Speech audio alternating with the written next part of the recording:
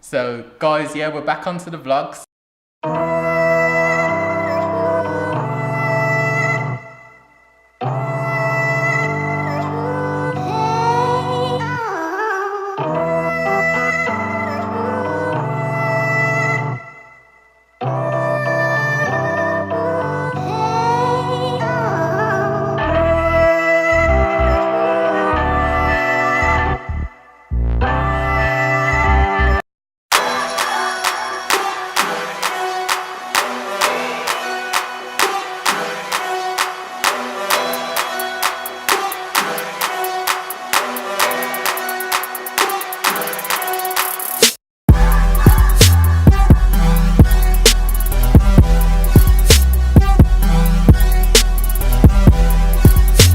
So guys, yeah, we're back onto the vlogs, and today I'm here with Andrea.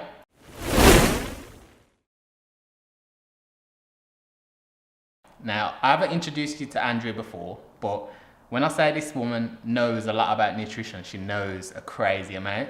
She's quite humble in her approach, in how she looks at it. But believe me, like, you guys know, I train quite a bit, and I'm always showing you bits where I go out and I train, do different exercises, all that type of stuff, boxing, all that background.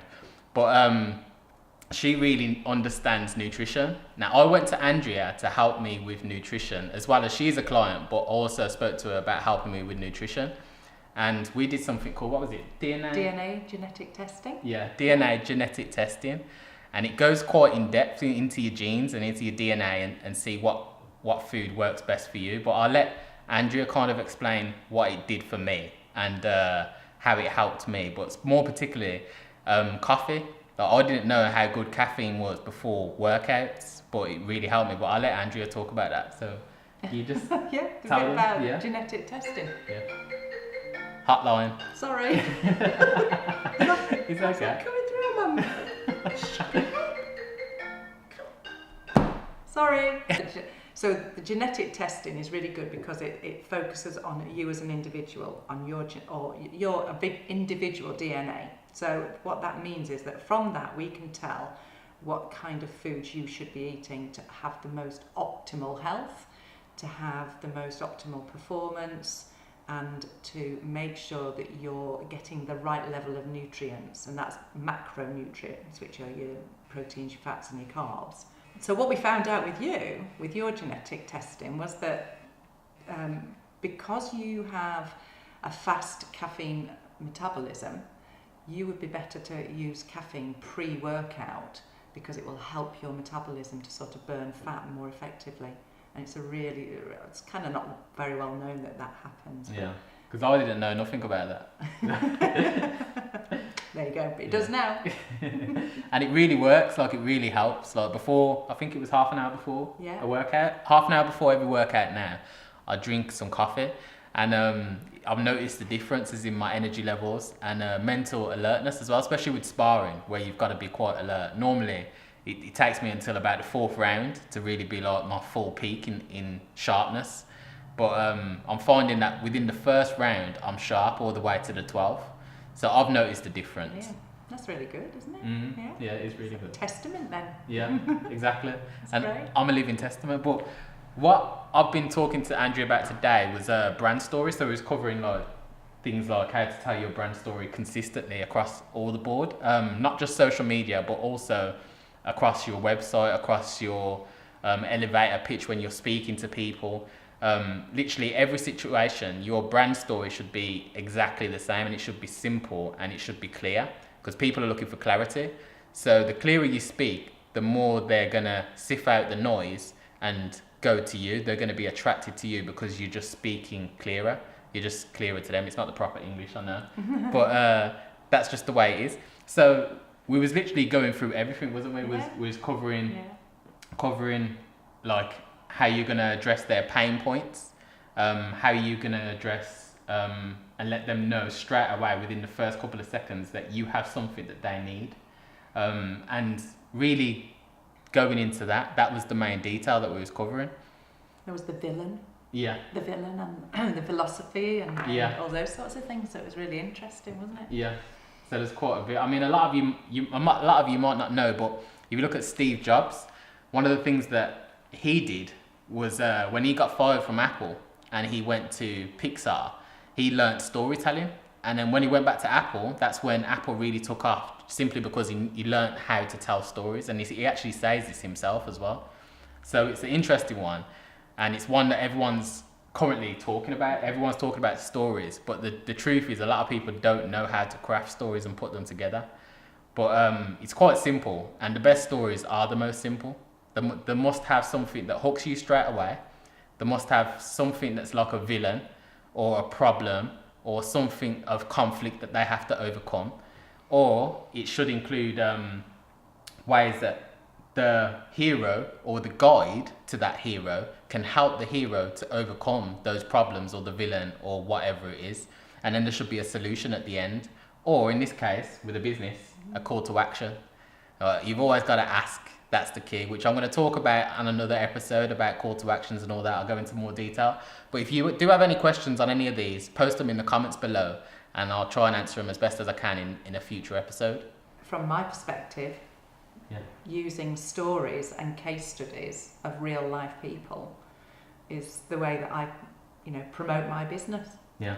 And it's really, really easy to get people to identify with other people because they see themselves in those people, and then they hear their success stories through what I'm telling them that I do, and it just keeps the business moving. Yeah, exactly. In the right direction. Exactly.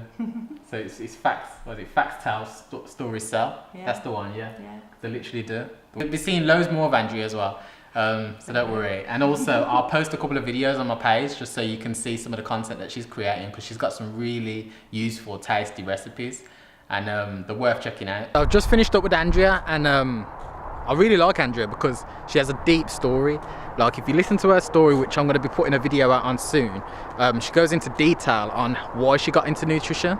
But in a nutshell, it was basically because her son wasn't well, one of her children, and doctors were constantly feeding him like antibiotics and giving him tablets to take and all that type of stuff. And she was realizing, obviously, he's in a lot of pain. As a mother, you don't really want to go through it.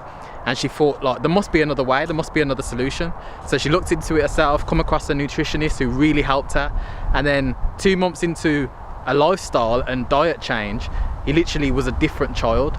So obviously, seeing the power of that, she was moved to then become a nutritionist, which she started to do, and now she's changing other people's lives and helping them, which that's something that moves me, because I would like to help someone like that, because I'm a very strong believer in that if you've got a great business, you need to reach more people. Like, great businesses shouldn't go out of business just because of culture change, which is happening quite a lot now. There's a lot of good businesses that are going out of business because they don't know how to adapt to the marketplace and the changes that are happening within culture.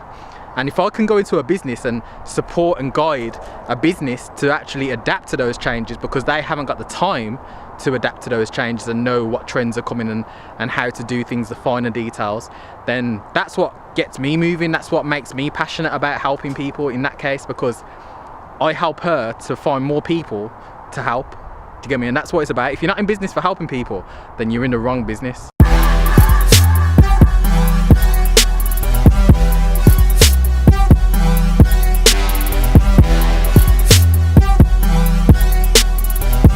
While I'm here, I thought I'd like to share this quick tip for businesses and anyone that's looking to grab people's attention.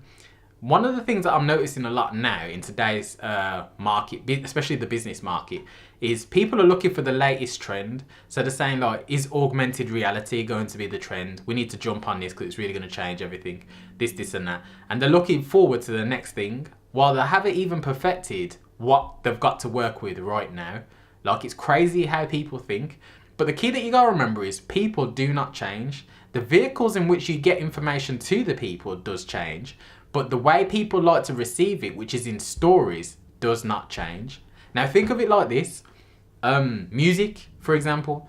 Music is just noise. That is all music is. But music, good music, follows a set of rules, a set of principles that make it pleasing to hear, that stimulate the senses. It's the same with photography and videography. This, for example, using the rule of third.